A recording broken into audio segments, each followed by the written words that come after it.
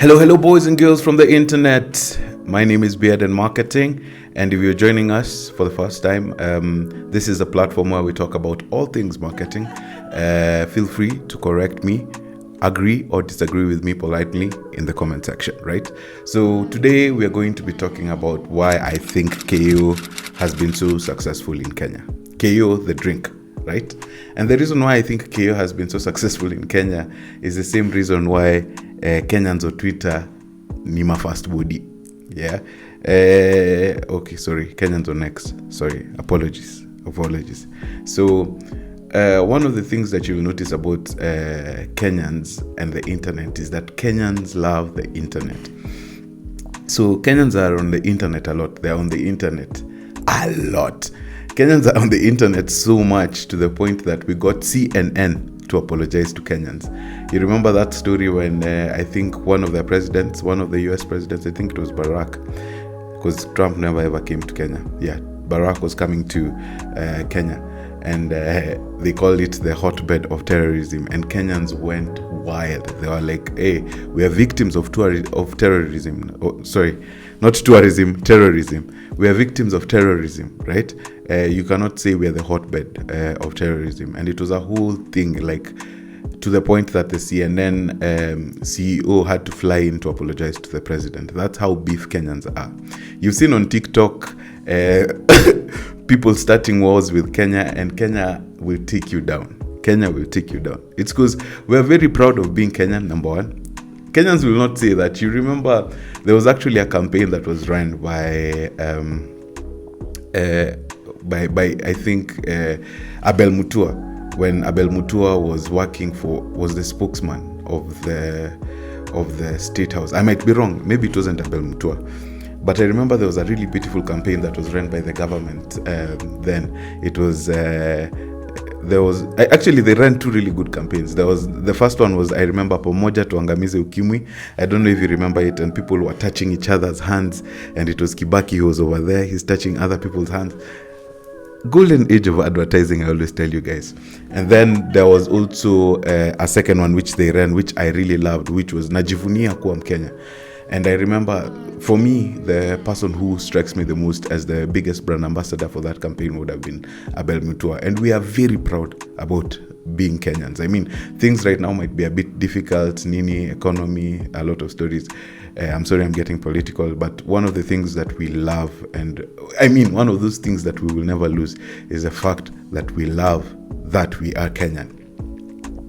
So, enter brand KO.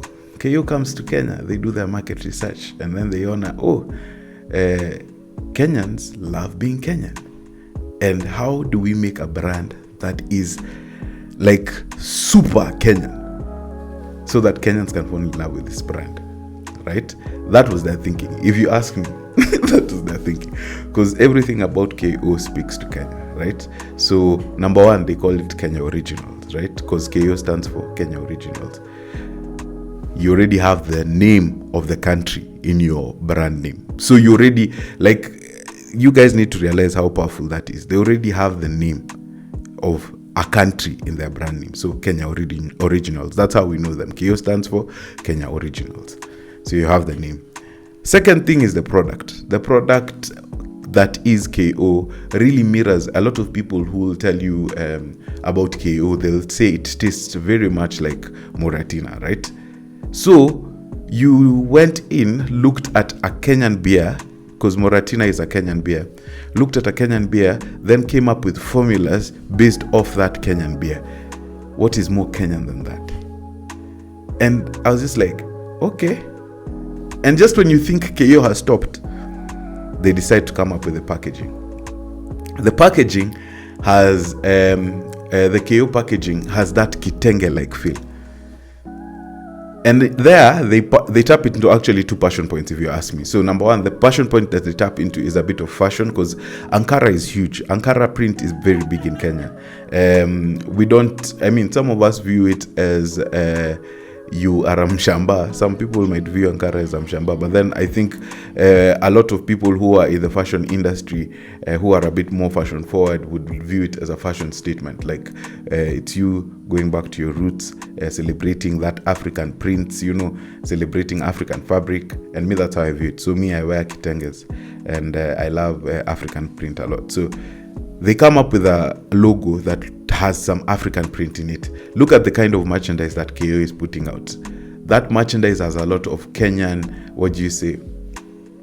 it has a lot of Kenyan, you would see a lot of Kenyanness in it. So like maybe they'll do they'll do a jacket, but then with the jacket they're doing the shuka print. Shuka is like the most Kenyan print that you'll ever find in this world. You remember when Louis Vuitton went in and then they came in with this line, and then they were saying how they came with it originally, but then it was all inspired by the Maasai, either from Tanzania or Kenya. But then like that Maasai shuka print is one of those things that identifies. If you travel abroad, then you just see somebody with a Maasai shuka, you're like, chances are this guy is Kenyan.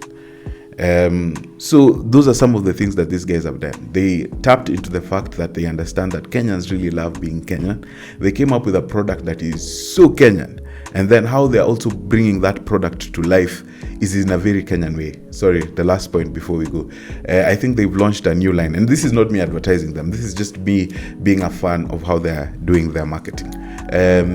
They launched a brand, Juicy. It's a gin. I've forgotten the name of the gin. I think it's called Mara Gin. And they went to the Mara, they did a whole photo shoot. I checked out their page. I was looking at that photo shoot. I was like, wow, okay, good job. Good job.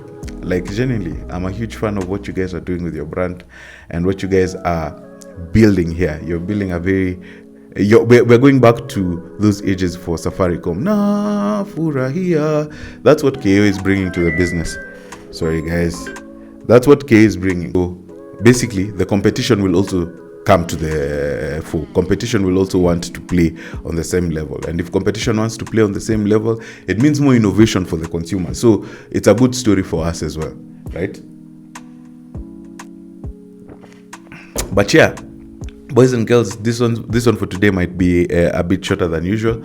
But yeah, this is the reason why KO really won the market in Kenya. They tapped into into our core fabric. We are Kenyan. You do not attack us. We stick together.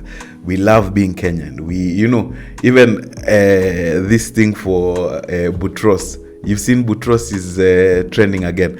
Angie, Buddy. There is a guy who went on the comment section and wrote, this song is from Uganda, and people were laughing. Like, Kenyans were just up in the comment section laughing.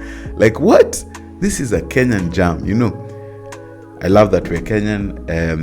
I love that we have this beautiful country, and I love the brands that we are also building in our beautiful nation.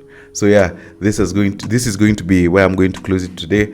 And yeah, continue doing the good work, KO. Yep, you have a fun.